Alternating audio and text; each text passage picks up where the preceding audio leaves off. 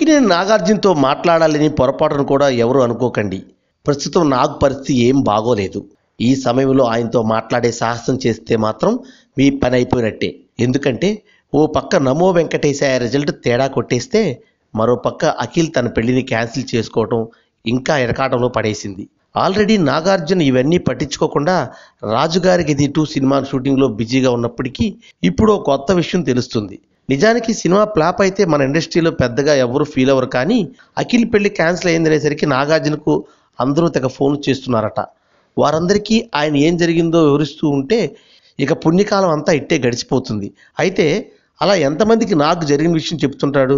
అందుకనే తనకు వస్తున్న ఫోన్ల విషయం తట్టుకోలేక మనోడు వెంటనే ఫోన్ నెంబర్ మార్చేశాడని అంటున్నారు. అందులో నిజం ఉన్నా లేకపోయినా కూడా కొడుకు పెళ్లి క్యాన్సిల్ అయిందంటే ఏ తండ్రికైనా బాధ ఉండటం సహజం. అలాంటప్పుడు వాడిని ప్రశాంతంగా వదిలేయాలే కానీ జనాలు ప్రశ్నలతో వేధించడం సరికాదు. ఇకపోతే అసలు అఖిల్ శ్రేయ పెళ్ళయ్యాక గొడవలు పడి డైవర్స్ తీసుకోకుండా ముందుగానే విడిపోవడం మంచి పని అనే మాటలు కూడా వినిపిస్తున్నాయి. ఏదేమైనా నా కష్టకాలంలో ఉన్నట్టు మాత్రం చాలా క్లియర్గా కనిపిస్తుంది.